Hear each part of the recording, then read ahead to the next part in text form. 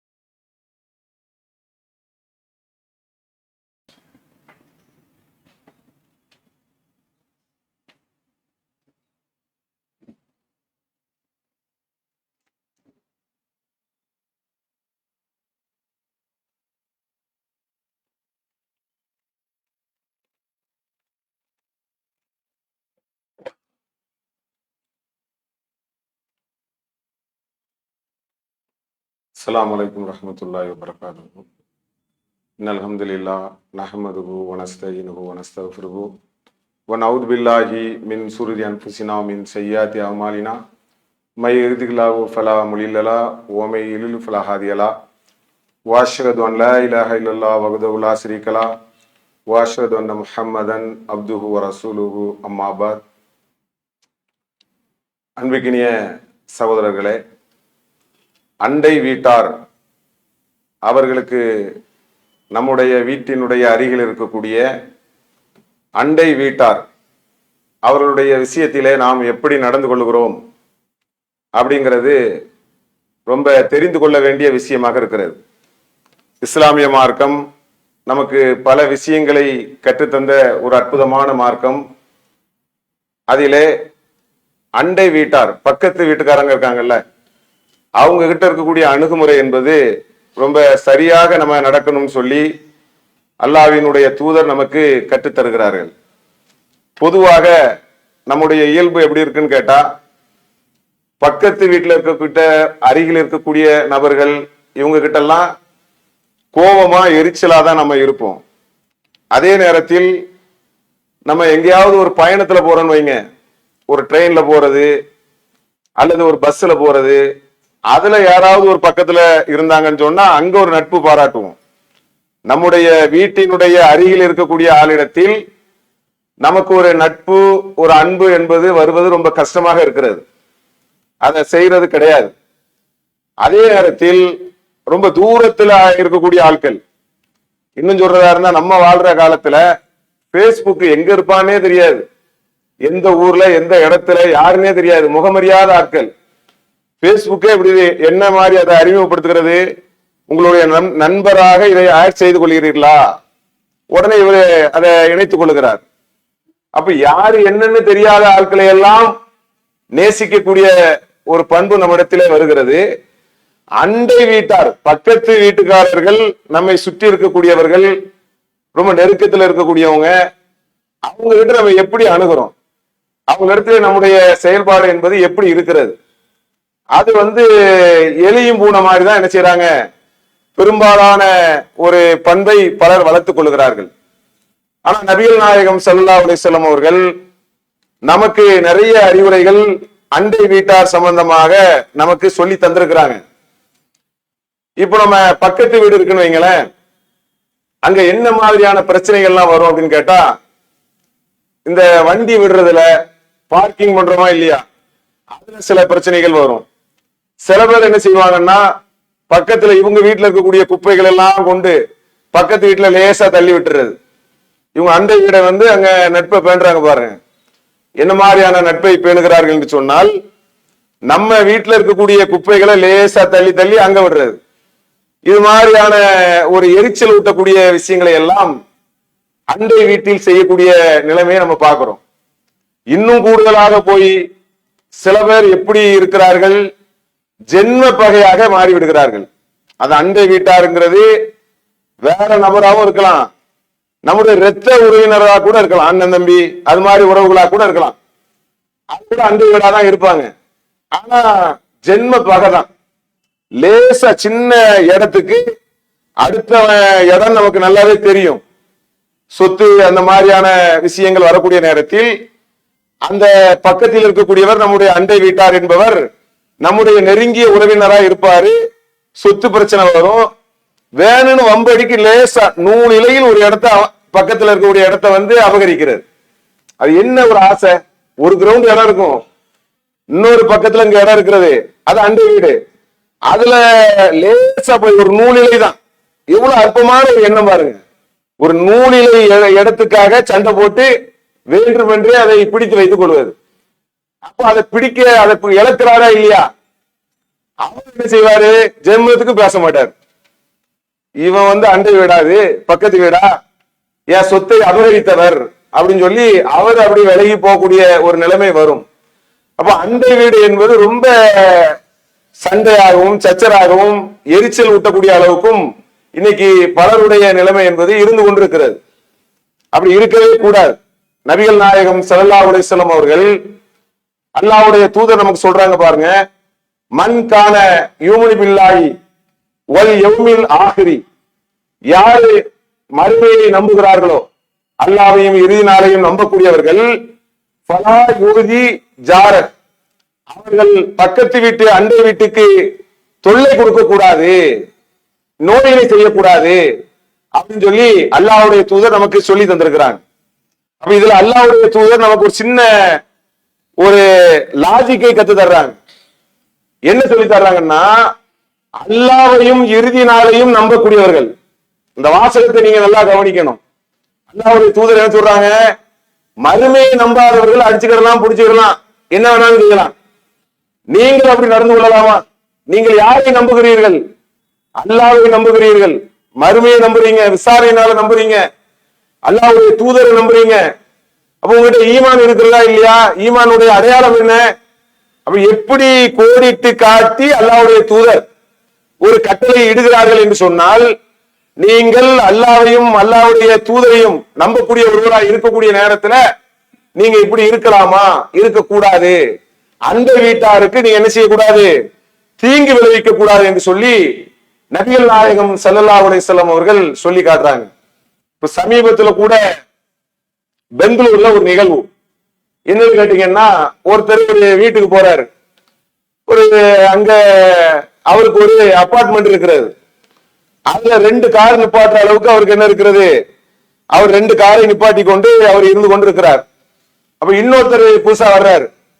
அவர் என்ன செய்யறாருன்னா, இவருக்கு ஒதுக்கப்பட்ட இடத்துல கொண்டு காரை விட்டுறாரு. இவரே 20-10 வருஷமா அந்த இடத்துலயே காரை விட்டுட்டு இருக்கிறாரு. புதுசா வந்தவர் என்ன செய்யறாரு, இவருடைய இடத்துல, இவருக்கு ஒதுக்கப்பட்ட இடத்துல காரை கொண்டு விடுறாரு. அப்போ அவருக்கு ஒரு யோசனை வருது.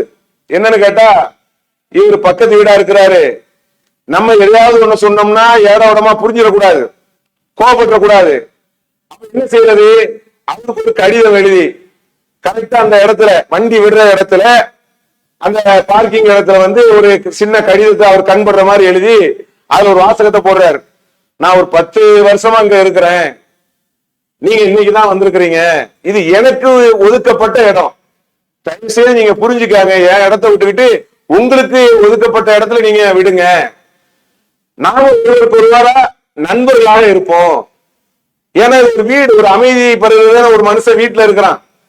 ஒரு மனுஷன் வியாபார தலம், வியாபார மற்ற இடங்கள், நண்பர்கள், பல இடங்கள்ல ஓடக்கூடிய ஒரு மனுஷன் வீட்டுல போனா எப்படி இருப்பான், அங்க போய் எந்த அதாபம் இருக்கக்கூடாது, எந்த வேலையும் இருக்கக்கூடாது அப்படின்னு மனுஷன் நினைப்பான்.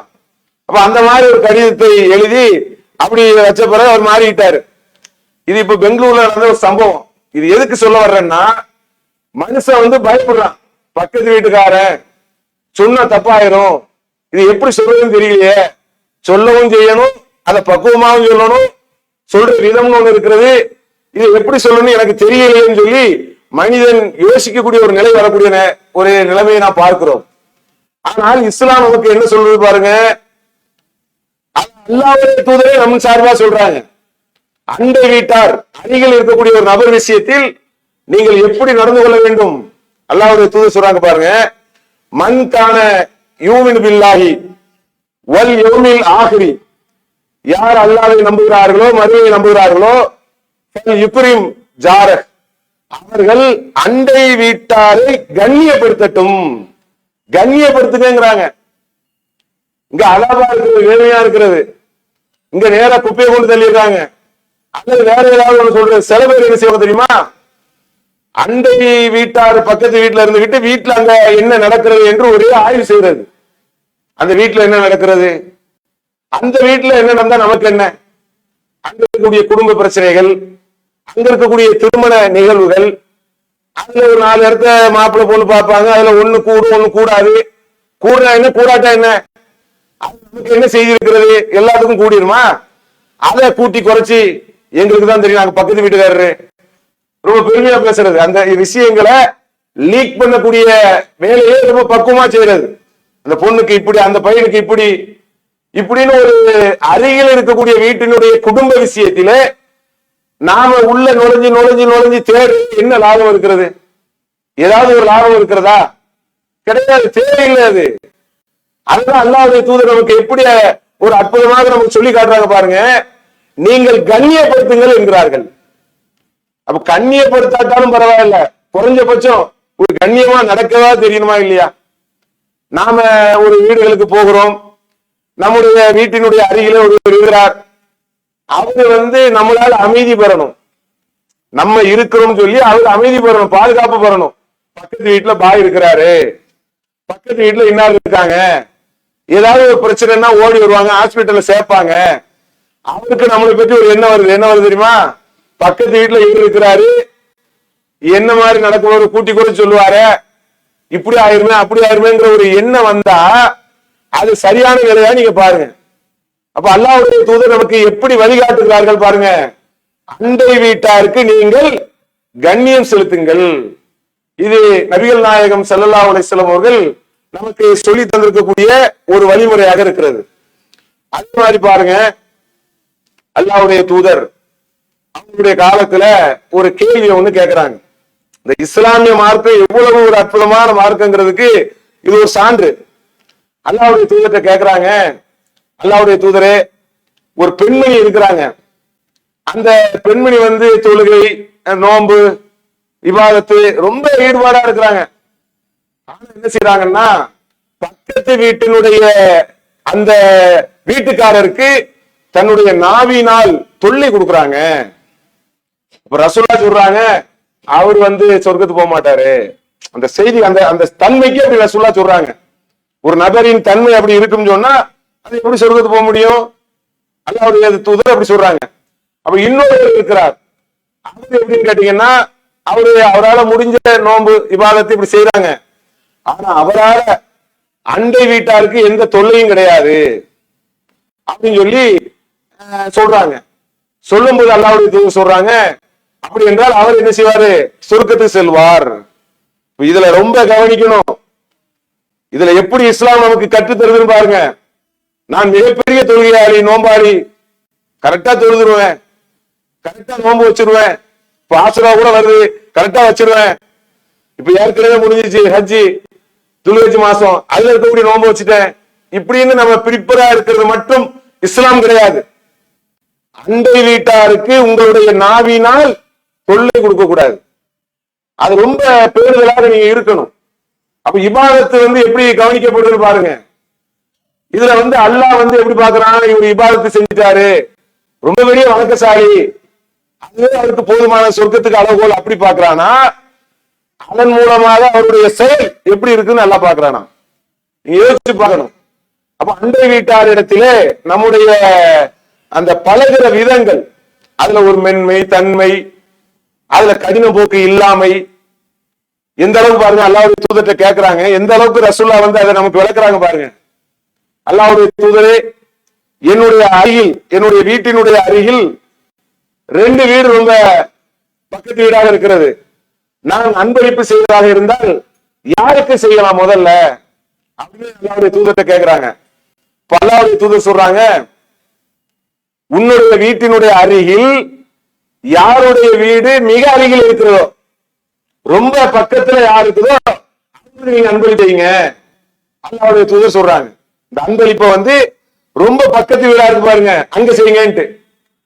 இப்ப அப்படி இருக்கிறோமா நம்ம வந்து இப்போ அவங்க கொள்கையற்றவங்களா இருந்தாங்கன்னு வைங்க, அவங்க ஒரு தர்கா வழிபாடு, இணை வைக்கக்கூடிய காரியங்கள், அதே போல விதத்தான நிகழ்ச்சிகள், ஆடம்பர திருமணங்கள், அதே போல வரதட்சணை திருமணங்கள், இது மாதிரி இருந்துச்சுன்னா அங்க கொஞ்சம் குழா வேண்டிய அவசியம் நமக்கு இல்ல.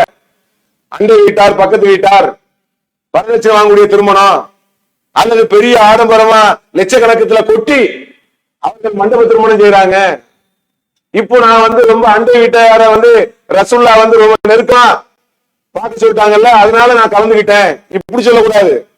மார்க்கெட்ல முரணான காரியமா இருந்தா விலகிடணும்.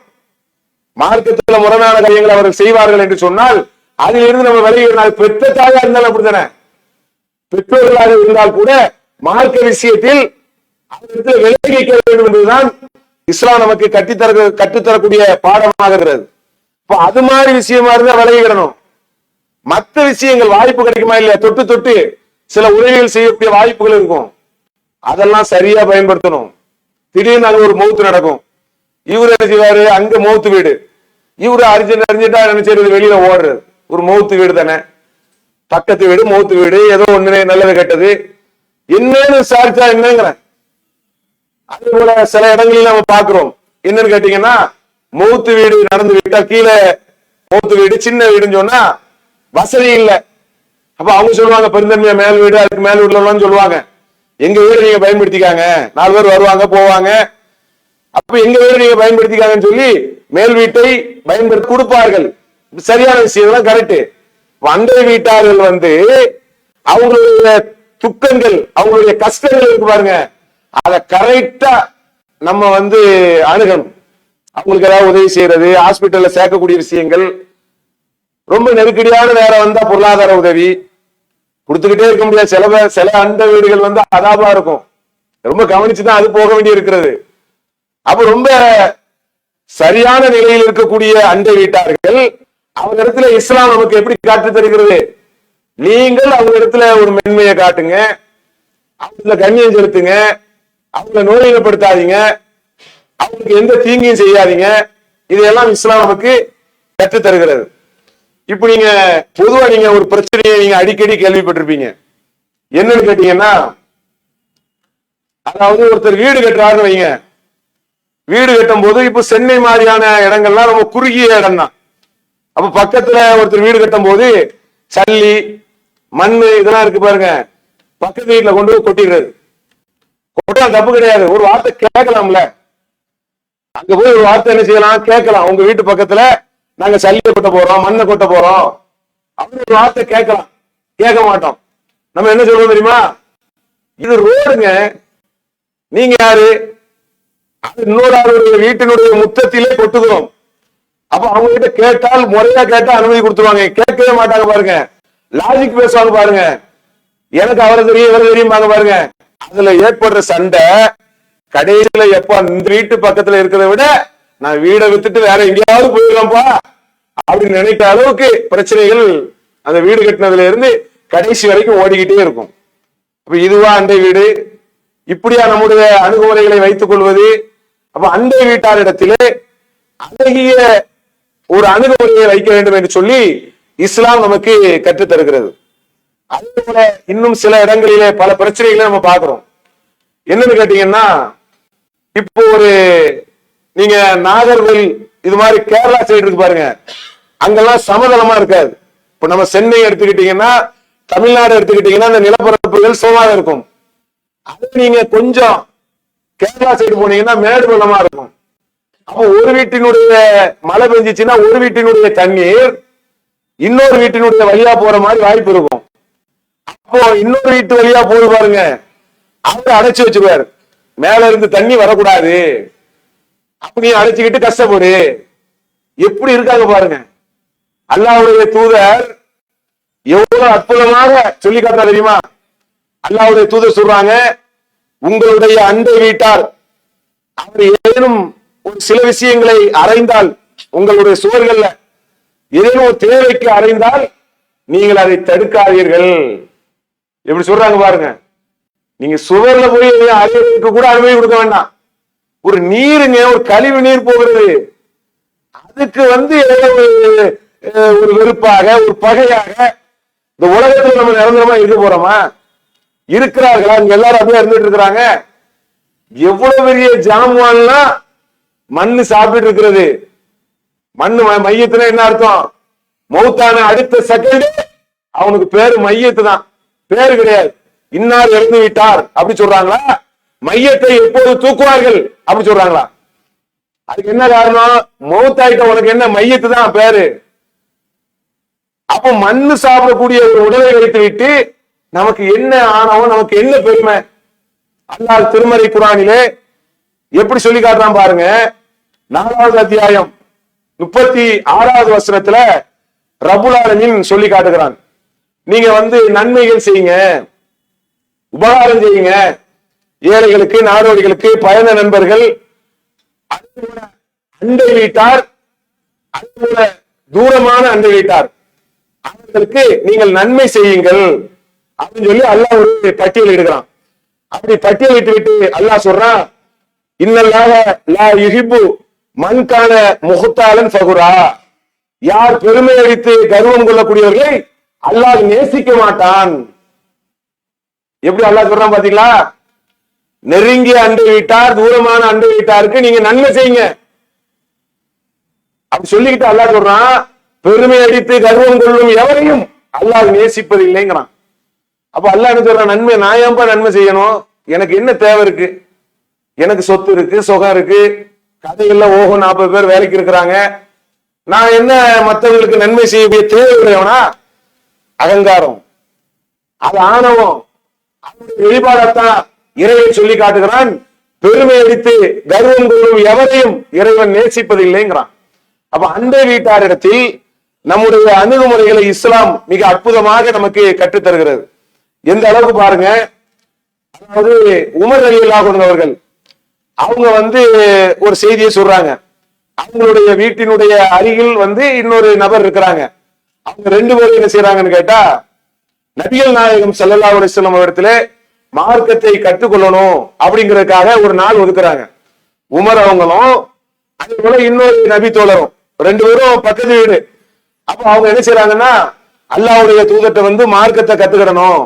அப்ப உமர் ரலியல்லாஹு அன்ஹு அவர்கள் அவங்க ஒரு நாள் போவாங்க, ரசூலுல்லாஹ்ட்ட மார்க்கத்தை கத்துக்கிடுவாங்க, வகியை கத்துக்கிடுவாங்க, வேற செய்திகள் மார்க்கம் சம்பந்தமான தொடர்புகள் இருந்தா கத்துக்கிடுவாங்க. கத்துக்கிட்டு அண்டை வீட்டார், பக்கத்து வீட்டார் இருக்காரு பாருங்க, அவங்க சொல்லுவாங்க. அவங்க என்ன செய்வாங்கன்னா, ஒரு நாள் இவங்க போவாங்க, மாறி மாறி. இவங்க வேலைக்கு போறது, தன்னுடைய தேவைகளை இவங்க பார்த்துக்கூடிய நேரத்துல அவங்க போய் கத்துட்டு வருவாங்க. எப்படி மார்க்கத்துல அண்டை வீட்டார் இருந்தாங்க பாருங்க, எவ்வளவு ஒரு மார்க்கத்தை நேசித்து மார்க்கத்தை கத்துக்கிட்டாங்கன்னு பாருங்க. நமக்கு ஒரே ஒரு நட்பு தாங்க. என்ன நட்புன்னா, பிசினஸ்ல பார்ட்னரா இருக்காங்க பாருங்க, அவங்கதான் ரொம்ப ஆரம்ப கால வளர்ச்சியில 2 பேரும் பார்ட்னர் ஆகிட்டாங்க. 2 பேரும் சேர்ந்து ஒரு கடை ஆரம்பிக்காங்கன்னு வைங்களேன். 2 பேரும் பைக்ல போறது என்ன, 2 பேரும் பாசமா கலந்துக்கிறது என்ன, 2 பேரும் விருந்துல கலந்துக்கிறது என்ன, இந்த ஒரு நட்பு தான் கொஞ்சம் காலம் ஓடும். வேற நட்பே நமக்கு தெரியறது இல்லை. அது கூட ஏதாவது பிரச்சனைன்னா நீ ஒரு பக்கம் நான் ஒரு பக்கம் ஓடிடுவாங்க. ஆனால் இஸ்லாம் என்பது நம்மை சுற்றி இருக்கக்கூடிய அனைத்து விஷயங்களையும் நம்ம எப்படி கவனிக்கணும்னு சொல்லி நமக்கு கற்றுத் தருகிறது. அதே மாதிரி அல்லாஹ்வுடைய தூதர் சொல்றாங்க, யார் தன்னுடைய அண்டை வீட்டாரினுடைய தீங்கிலிருந்து பாதுகாப்பு பெறவில்லையோ அவர் சொர்க்கம் செல்ல மாட்டார். லா யதுகுல் ஜன்னத் மன் லா யமனு ஜார பவாயிக, யார் அவர் ஜன்னத்தே போக மாட்டார். யாரு கேட்டா, அண்டை வீட்டாரினுடைய தீங்கிலிருந்து, நோயிலிருந்து யார் பாதுகாப்பு பெறவில்லையோ. அப்ப தொல்லை கொடுக்கக்கூடியவர் ஜன்னத்துக்கு போக மாட்டார். லா யதுகுல் ஜன்னத், அவர் ஜன்னத்துக்கு செல்ல மாட்டார் ரசூலுல்லாஹ் சொன்னது. இஸ்லாம் நமக்கு மிக அற்புதமாக அண்டை வீட்டாருடைய விஷயத்தில் கவனமாக நடந்து கொள்ள வேண்டும் என்று நமக்கு கற்றுத் தந்திருக்கிறது. எனவே அவர்களுடைய உரிமைகள், அவர்களுடைய அணுகுமுறைகள் இதையெல்லாம் மிக பக்குவமாக சரியான முறையில் அமைக்கக்கூடிய நன்மக்களாக இருக்க வேண்டும் என கூறி என்னுடைய இந்த முதல் உரையை நிறைவு செய்கிறேன்.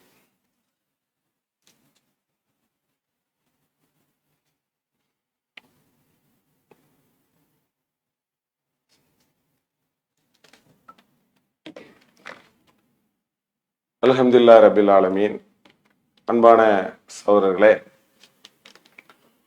முஹர்ரம் மாசம் அந்த மாதம் வந்து விட்டால் ஆசுரா என்று சொல்லக்கூடிய நோன்பை நாம் நோக்கக்கூடியவர்களாக இருக்கிறோம். இதனுடைய வரலாறு நமக்கு நன்றாக தெரியும். நபி மூசா அலைஹிஸ்ஸலாம் அவர்கள் அவங்க ஃபிரௌனுடைய தீங்கிலிருந்து, கொடுமையிலிருந்து காப்பாற்றப்பட்ட ஒரு நாளாக இருக்கிறது. அப்ப என்ன செய்வாங்கன்னா, பிறை 10 தான் நபிகள் நாயகம் ஸல்லல்லாஹு அலைஹி வஸல்லம் அவர்கள் நோன்பு வைத்தார்கள். அப்ப யூதர்கள் கிறிஸ்துவர்கள் அவங்களும் அதே காலகட்டத்தில் வைக்கிறதுனால யூதர்களுக்கு மாறு செய்யணும், கிறிஸ்துவர்களுக்கு மாறு செய்யணுங்கிற அடிப்படையில நபிகள் நாயகம் ஸல்லல்லாஹு அலைஹி வஸல்லம் அவர்கள் நமக்கு அடுத்து 9லயும் நோன்பு வைக்க சொல்லி நமக்கு சொன்ன காரணத்தினால பிறை 9, 10 இந்த 2 நாட்கள்ல நம்ம முஹர்ரம் மாசத்துல நோன்பு வைக்கிறோம். இதனுடைய அடிப்படை என்ன? இந்த நோன்பு என்பது மூசா அலைஹிஸ்ஸலாம் அவர்கள் அவங்க ஃபிரௌனுடைய கொடுமையிலிருந்து காப்பாற்றப்பட்ட ஒரு நாளினுடைய நன்றிக்காக, அல்லாஹ்வுக்கு நன்றி செலுத்தணும்ல, அதுல நம்ம நோன்பு என்பது அது ஒரு வடிவம், நன்றியினுடைய ஒரு வடிவம். அதற்காக இஸ்லாம் நமக்கு கடமையாக்கி இருக்கிறது.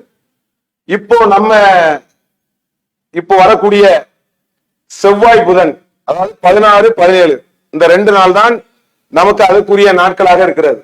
அந்த நாட்கள்ல நம்ம நோன்பு வைக்க வேண்டும். இயன்ற அளவு சுன்னத்து தான் அது. அப்படியான ஒரு கடமையை செய்யக்கூடிய நன்மக்களாக நம்ம இருக்கணும். இதுல வந்து அல்லாஹ்வுடைய தூதர் நமக்கு சொன்னது என்னன்னு கேட்டீங்கன்னா, ஒரு வருஷத்தினுடைய பாவங்கள் நமக்கு மன்னிக்கப்படும் அப்படின்னு சொல்லி அல்லாஹ்வுடைய தூதர் நமக்கு சொல்லி தந்திருக்கிறாங்க. அப்ப நம்ம எப்படி நம்ம பாவங்களை மன்னிக்கிறதுக்கான வாய்ப்பு நமக்கு கிடைக்கும்னு சொல்லி ஒரு மூமின் காத்துக்கிட்டே இருக்கணும். அப்ப இப்போ ஒரு வாய்ப்பு கிடைக்கிறது.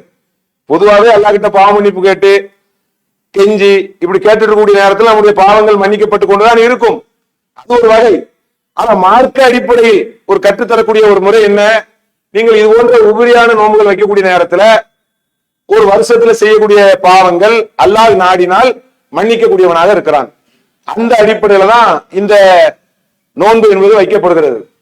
ஆனா என்ன செய்யறாங்கன்னா, சிலர் ரொம்ப அரிதாக இஸ்லாம் என்று சொல்லக்கூடிய அந்த ஒரு அடையாளத்தை பயன்படுத்தி கொண்டு ரொம்ப சிலர் என்ன செய்யறாங்கன்னா, ஹுசைன் ரலியல்லாஹு அன்ஹு அவர்கள் அவங்க கொல்லப்பட்ட தினம் அப்படின்னு சொல்லிக்கிட்டு மார்புகளை அடிப்பது, கருப்பு சட்டை போடுவது, கத்தியை வைத்து கிழிப்பது, அதே போல வந்து இஸ்லாமிய நிகழ்ச்சின்னு சொன்னா இந்த தூர்தர்ஷன் சொல்லக்கூடிய அந்த நிகழ்ச்சிகள்ல கூட என்ன செய்வாங்கன்னா, மார்புல அடிக்கிற மாதிரி எல்லாம் காமிச்சு இஸ்லாமிய நிகழ்ச்சி மாதிரி அதை காட்டுவாங்க. இதுக்கு இஸ்லாத்துக்கு எந்த சம்பந்தமும் கிடையாது. துக்க விஷயத்தை அனுசரிக்கணும், கடைபிடிக்கணும்னு சொன்னா நம்மளுடைய உடம்பை அடிக்கிறது, கிழிக்கிறது, ரத்தத்தை வர வைக்கிறது, சட்டையை கிழிக்கிறது, கருப்பு சட்டை போடுறது, இதெல்லாம் இருக்குன்னு சொல்லி யார் சொன்னா? அதுக்கு இஸ்லாமிய மார்க்கத்துக்கு என்ன சம்பந்தம்? இஸ்லாமிய மார்க்கத்துல இப்போ ஒரு துக்கம் என்பது, இப்போ ஒரு ஆள் இறந்து விட்டார், நம்முடைய தகப்பனார் இறந்துட்டாங்கன்னு சொன்னா 3 நாள் துக்கம் அனுசரிச்சு கொள்ளலாம். அந்த துக்கம் என்ன? ஒப்பாரி வைக்கிறதா? நீங்க போயிட்டீங்களே அப்படின்னு ஒப்பாரி வைக்கிறதா? சட்டையை கிழிக்கிறதா? கிடையாது. நபிகள் நாயகம் ஸல்லல்லாஹு அலைஹி வஸல்லம் அவர்கள் சொல்றாங்க, யார் கன்னத்தை அடிக்கிறாரோ, சட்டையை கிழித்துக் கொள்கிறார்களோ, அவர்கள் ஜாகிலியா காலத்தில் அந்த அறியாமை கால பழக்கங்களை பின்பற்றுகிறார்கள். ரசூலுல்லாஹ் எச்சரிக்கிறாங்க. அப்ப இது வந்து ஒரு சட்டையை கிழிக்கிறது, அடிச்சுக்கிறது, ஒப்பாரி வைக்கிறது. ஒப்பாரி வைக்கிறது என்பது யாருடைய நடைமுறை? ஒரு முஸ்லிமுடைய நடைமுறையாது. அப்ப ஒப்பாரி, இந்த அடிச்சுக்கிறதுங்கிறது ஒப்பாரியினுடைய தன்மை தானே. கருப்பு சட்டை என்பது துக்கத்தின் அடையாளம் யார் சொன்னா? முஸ்லிம்கள் கூட பெண்கள் வந்து கருப்பு பர்தா போடுறாங்க. கருப்பு பர்தா போடணுங்கிற அவசியம் இல்லை, அது வேற விஷயம். பர்தா என்பது நம்முடைய உடலை மறைப்பதற்கான ஒரு ஆடை. அது ஒரு கருப்பா போட்டுருக்காங்க. அப்ப துக்கத்தினுடைய அடையாளமா அது? அப்ப துக்கத்தினுடைய அடையாளமாக கருப்பு ஆடை போடுவது, அல்லாஹ் திருமறை குர்ஆனில் என்ன சொல்கிறான்?